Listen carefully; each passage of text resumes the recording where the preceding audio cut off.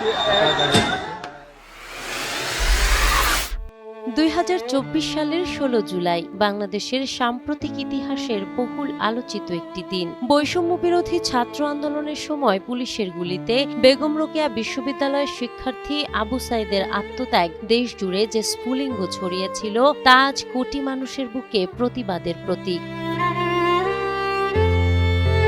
দেখতে দেখতে কেটে গেছে দীর্ঘ 2 বছর, কিন্তু এখনো থামেনি শহীদ আবু সাইদের পরিবারের কান্না, মেলেনি পূর্ণাঙ্গ বিচার। বুক চিতিয়ে দাঁড়িয়ে থাকা সাইদের সেই শেষ মুহূর্ত সাহস ও ন্যায়ের প্রতীক হয়ে উঠলেও তার পরিবারের শোক আজও অমলিন।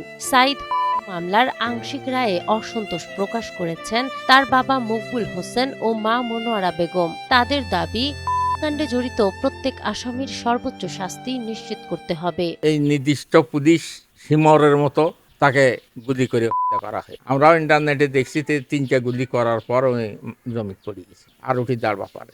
তো সরকারের কাছে আমাদের এই দাবি, এই নিষ্ঠুর পুলিশের যেরকম রায় দিছে ওটা যেন কড়াকড়িভাবে সরকার যেন এই দাবি বাস্তবায়ন করে। আমার ছেলেটাই মারছে, আর জানি ফাঁসি হয়, আমি যেন দেখি আমি যেন মরে যাই, এটা সরকারের কাছে দাবি। এদিকে বিচারিক প্রক্রিয়া পূর্ণাঙ্গ ও আইন অনুযায়ী সম্পন্ন করে দ্রুত রায় কার্যকরের দাবিতে সোচ্চার হয়ে উঠেছেন সহপাঠী, শিক্ষার্থী ও নাগরিক সমাজ। 16 জুলাইয়ের সেই রক্তঝরা স্মৃতি ও ন্যায় বিচারের প্রত্যাশার চিত্র আজ ফুটে উঠেছে রংপুরের বেগম রোকেয়া বিশ্ববিদ্যালয় প্রাঙ্গণ ও সাইদের গ্রামের বাড়িতে।